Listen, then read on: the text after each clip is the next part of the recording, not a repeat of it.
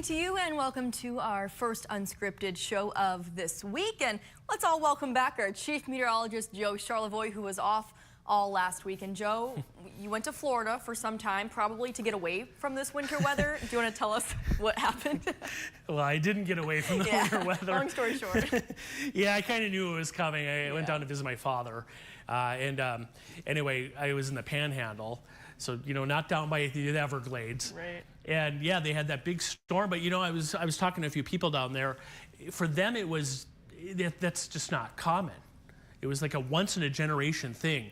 And I looked out, it was a week ago tonight, I looked out the window, and it looked like northern Michigan, minus the palm trees, with all the snow coming down. That was probably a weird sight to see, snow falling on palm trees. Oh, yeah, and it piled up. I mean, there were some spots not far from where I was that had 4 or 5 inches of snow, and then it was in the 40s the rest of the day. Then I come back home, and it's still snowing.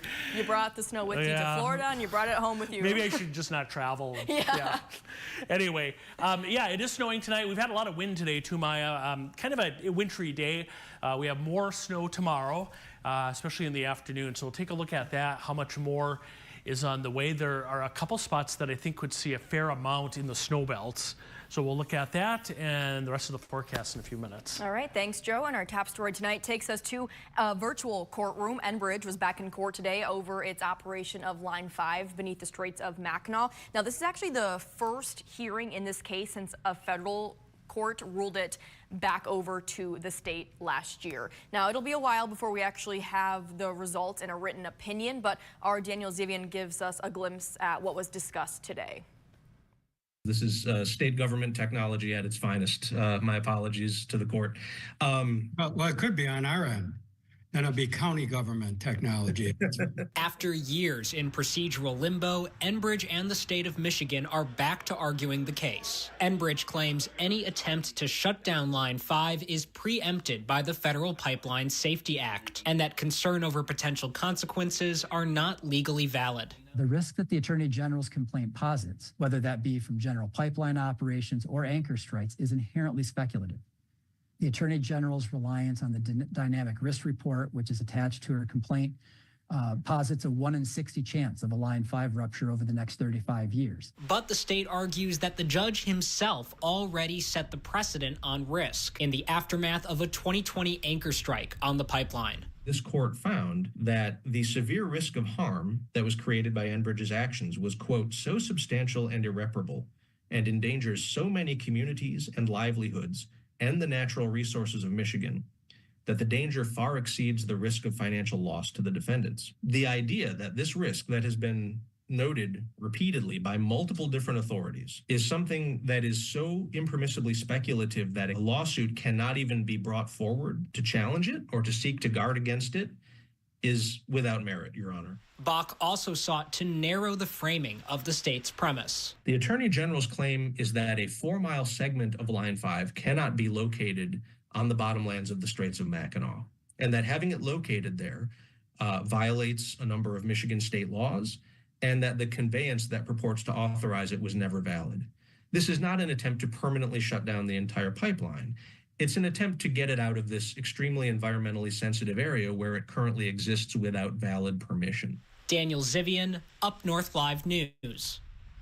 And we received this statement from Enbridge's spokesman, Ryan Duffy, saying in part, quote, while we remain confident that the Michigan State Court will ultimately find that the Attorney General cannot shut down Line 5, we are focused on building the Great Lakes Tunnel, which will make a safe pipeline safer and protect the waters of the Great Lakes, the environment, and people while assuring long-term energy security and reliability and supporting Michigan jobs and the economy, end quote. And you can read that full statement and a link to the hearing on our website, UpNorthLive.com. One more local story to share with you tonight. So construction of a new cell phone tower in Benzie County is drawing some attention. So American Tower is leasing land located in Crystal Lake Township, but the parcel is owned by the city of Frankfort. Our Allie Baxter went to the site today and brings us the story. Even the guys that were working here, they said, we wouldn't want to have this in our backyard. A 195-foot cell tower is joining the landscape around Crystal Lake. I happened to be working at home one day and we saw all the equipment coming over the road. Nancy Smith and her husband live down the road from where the tower is being built. They shared what makes this situation unique is although here they're standing in Crystal Lake Township, this property is owned by the city of Frankfort. The Bellows family, who was a local family, ended up gifting a portion of this property to the city of Frankfort. This is the deed from 1938 with a couple of requests that the land is for the public to use and it should be called Bellows Park. That brings us to today, where this is one of the only public beaches on Crystal Lake. It's over this hillside where American Tower is leasing to build the cell tower, and Frankfort is getting $1,000 a month to let it be there.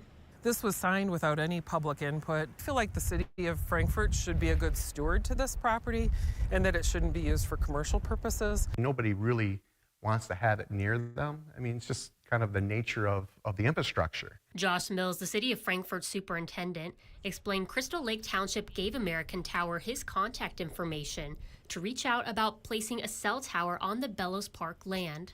The township has a permitted allowable use for cellular towers on property owned by local units of government. That's pretty typical. Tower companies would prefer to locate their facilities on public-owned property. As Mills explained, the tower is part of an ongoing initiative to better communication services in the area, starting with a tower being built by Frankfort's fire station. The city's going to receive some revenue from the cell tower lease, but we're also going to have the assurances that people are going to have a better ability to call 911 in case there's an emergency. That reasoning, Mills says, is what the city council believes to be in agreement with the 1938 deed request. Nancy says she and others in the community don't agree. I think that it's reversible, you know. The trees, obviously, we can't get back. That's unfortunate. All right, we are continuing to cover the 2026 Michigan gubernatorial election, and although that is about 600 days away, we know that candidates are already launching their campaign. A few weeks ago, we brought on Senate Republican leader Eric Nesbitt, who was running as a Republican for governor. He came on Unscripted and talked with us live about his priorities and what he would do as governor. Now, we're hoping to talk to Secretary of State Jocelyn Benson on Unscripted Live. She is the first well-known Democrat to launch her campaign. She was not able to join us live on Unscripted, but I did talk with her last Friday, and here is our conversation. Secretary Benson, you have been serving the people of Michigan since 2019 as Secretary of State. What made you want to take the jump to run for governor, and why now? Well, you know, one of the things I've loved as Secretary of State, and I love my job, is getting to meet people where they are and make their lives a little bit easier through operating one of our largest state agencies and one of the most efficient state agencies in the country. When I took office, there were 7-hour, 5-hour wait times. Even in northern parts of the state, in times of the year, there would be long lines out the door in our Traverse City office and elsewhere, and just overall inefficient services. And so we were able to completely transform that. We actually now have mobile offices as well, one just dedicated to northern Michigan and one just dedicated, a separate one, just dedicated to the Upper Peninsula. So through doing that, I've seen firsthand how important it is for government to work well for everyone and simply save folks time, save you a little money, make your day a little easier.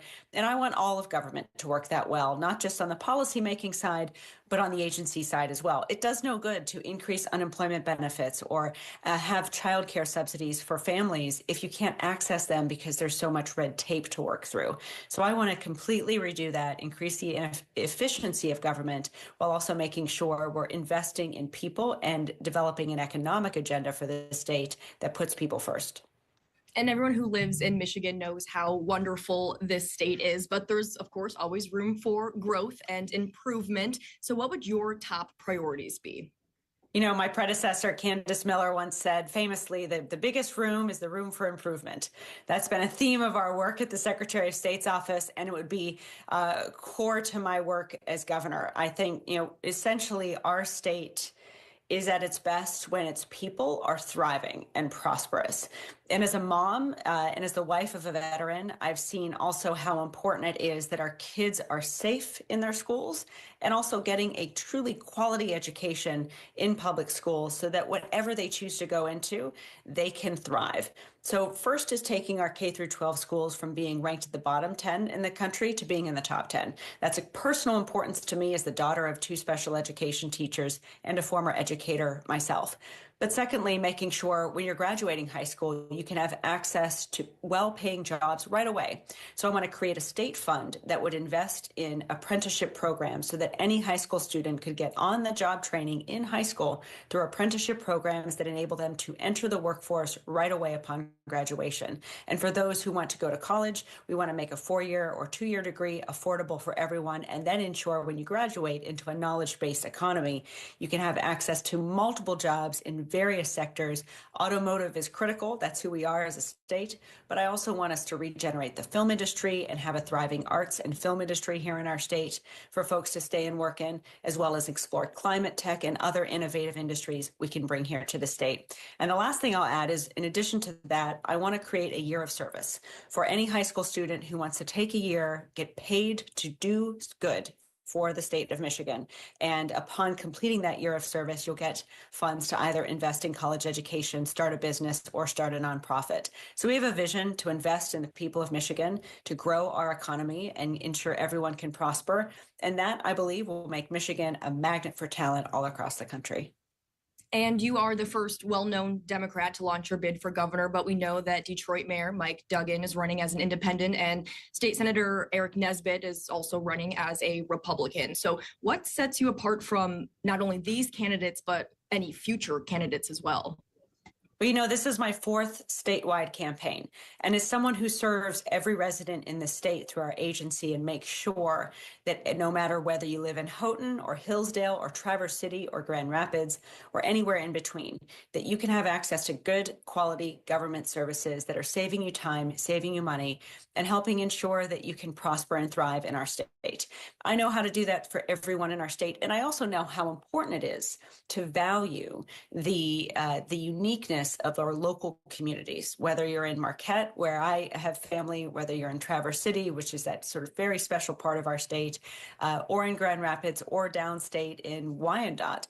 There are unique needs for every community that someone who has served statewide for a number of years, as I have, has a deep recognition and understanding of. So I'm proud to bring that experience, that knowledge, that heart, that grit, and also that winning record. I've, won more counties than any other Democrat running statewide in 2022, won my race by 14 points, and I'm ready to win this one. But it's going to take a lot of work and building a truly broad coalition that includes Republicans, independents, and Democrats, all committed to just making sure government works well for everyone and that Michigan is the best place to be a kid, raise a kid, and call home. And going off of that, you're running for governor in a state that Trump won in November with nearly 50% of the votes. How will you appeal to those voters? Yeah, when someone comes into the Secretary of State offices, I don't ask them or even care about who they voted for. I just ask how I can help make their lives a little bit easier. How can we make sure we can transfer that auto title to a new owner, or make sure your kid gets their first license and then it's a good experience for them and for you? So my leadership style is making sure the government works for everyone, making sure voting works for everyone, that every voice is heard, and that we stand by those results no matter what those results may be. So my dedication to ethical, integrity, and driven and accountable government is, I think, not a partisan message. And I hope to win the support of all voters in our state through that dedication to ensuring everyone has a fair shot to make it in Michigan. And we are still more than 600 days away from the November 2026 election. So we have plenty of time until then, but you obviously want to launch your campaign early. So at this point, what would you tell folks, not only just in our state, but specifically in Northern Michigan, why they should vote for you? Because I want to make Michigan the best place in the country to be a kid, raise a kid, and call home. We already know in many places it is, but we also know that people in Michigan are hurting. In Traverse City and elsewhere, I've spoken with residents who simply want to be able to afford a home in the community where you live and afford to put food on the table. But too often our jobs aren't paying enough and the cost of living is far too high to be able to do just that. So my goal as governor will be to develop an economic agenda that will invest in every person in this state and their future, because that's our future. That's our ability to grow and prosper as well. And I look forward to helping everyone in the state meet their greatest potential, and including making sure we have the ability to simply just afford the life that we deserve here in our state. and investing in cost-saving initiatives that will save every resident time and money. And if you want to learn more about all of our policies and ideas thus far, you can go to jocelynbenson.com. Thank you so much. All right, we are going to take a quick commercial break, but we'll be right back with our Chief Meteorologist, Joe Charlevoix. You have much more on your forecast. Stay with us. I'm Jada Johnson from Big Boys TV, and the Fish and Game Report is sponsored by Johnson's Propane.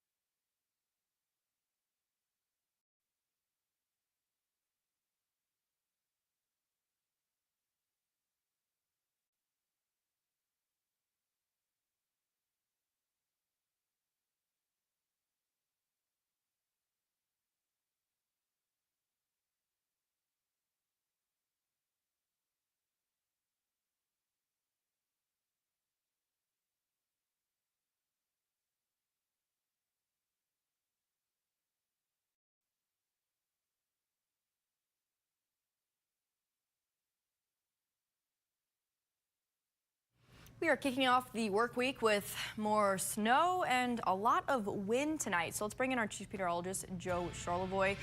Joe, when will the wind die down, and will the snow die down at any point tonight? Well, it's interesting because both will happen. We're going to get a little break in the wind late tonight and tomorrow morning. Okay. And the snow, we kind of got a band of snow passing through. That'll kind of taper off later tonight too. But then the wind will pick up again later tomorrow and the snow is going to return. So to answer your question, we are going to, but it won't last too long. Just a pause, not a full-on stop. Yeah, exactly. Good way to describe that. Let's go to Cadillac. That's our Baker College camera. You're looking at the Cadillac Commons there downtown. Fresh coating of snow. You see the vehicles there covered in snow as well this evening. We have a cold front passing through. We'll get into that in a moment, but let's start with our three big things in our weather across northern Michigan. We have another round of snow coming in tomorrow on Tuesday.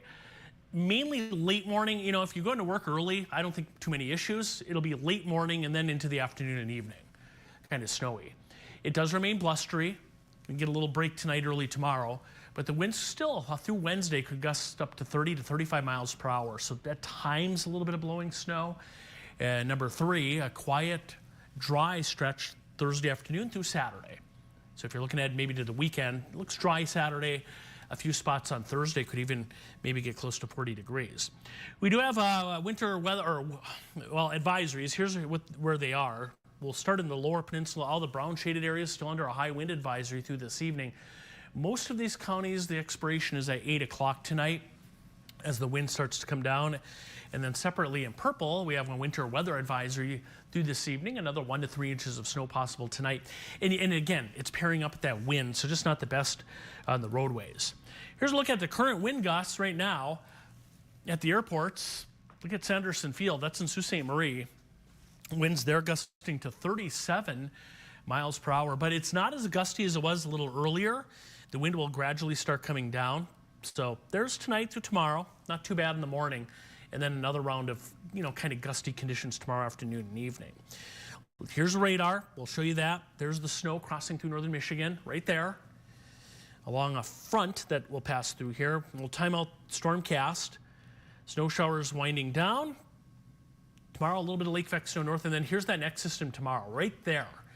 As we get into the afternoon, you can see this round of snow coming in the afternoon and evening before that kind of tapers off right there. And then some snow, lingering lake effect snow on Wednesday. So we're going to run this out over 2 days. There's tonight, 1 to 3 inches. There's tomorrow, the snow in the afternoon. And then lake effect snow behind that. So the big winners for the snow are going to be the Grayling area and then around Newberry, especially Luce County. Could get some decent snow coming up there. And here's the 7-day forecast. You can see snow showers at times Wednesday, winding down Thursday, and then quiet Friday, Saturday. Also, Maya, big news, Groundhog Day is on Sunday. Right around the corner. It's coming up. We'll have to start making our predictions. That's right. All right, Joe, thanks so much. We're going to take another quick commercial break, but we will be joined live by Sports Director Harrison Beebe in just a few minutes.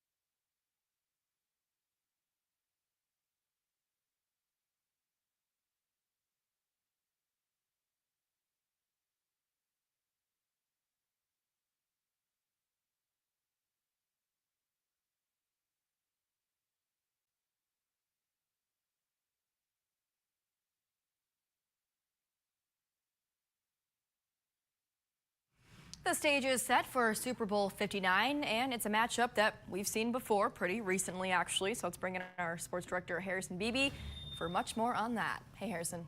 Maya, here's your trivia question for the day. Do you know what 59 is in Roman numerals? So anyways, about the Super Bowl and the matchup, I should, and I'm under pressure, so. I don't know if you should, besides the fact that if you've seen the logo. And I have. I think we got the graphic in the back that can answer our question. L-I-X. L-I-X. Because the L is 50. Right. The X is 10. And then, then it's 1 before 10, so that would be 59. So LX will be next year, but this year it's LIX, 59. And yeah, I kind of still, I debate with people in the newsroom if I should use the Roman numerals or just use the generic numbers to make it easier for people to know. But yeah, there's something cool about the Roman numerals. You don't see them very often, so might as well keep that. Definitely a reason why the NFL keeps using them. I think so, yeah, just for whatever reason. Yeah, it seems to be kind of a mixed reaction to if people are into the Super Bowl or not. I am in the camp. Yes, would I have loved to have seen Josh Allen and the Buffalo Bills get another crack at it? I'm saying Buffalo in general. Obviously, Josh Allen hasn't been to the Super Bowl, but Buffalo, having lost all those in the 90s, would have been great to see them represent the AFC. Jaden Daniels, a lot of Lions fans, I know, were pro-Washington to see them get in to show that they lost to a team of destiny of sorts that looked like they were going to run away with a chance at the Super Bowl. We're getting the rematch from 2 years ago, and I'm really not that upset about it. Kansas City playing for history with the potential three-peat that nobody has done in the Super Bowl era. And the Philadelphia Eagles, yeah, they've won somewhat recently too, but there's a revenge factor for them, and Philadelphia is one of those classic NFL teams. And Jalen Hurts hasn't won a title yet for him. So, you know, there's still a lot of storylines here that I think, even though Buffalo and Washington were a lot of people's hopes, I think it'll still be a pretty good game. But I will say it's not as exciting because Jason Kelsey is retired, so we don't get the brother matchup That's this true, time. but we get more Taylor Swift. Yes, more Taylor Swift. There we go. All right. Thank you so much, Harrison. We'll see you for much more on Sports Tonight at 11 o'clock. But we're going to take another quick break. We will check in with our question of the day and live results coming up next.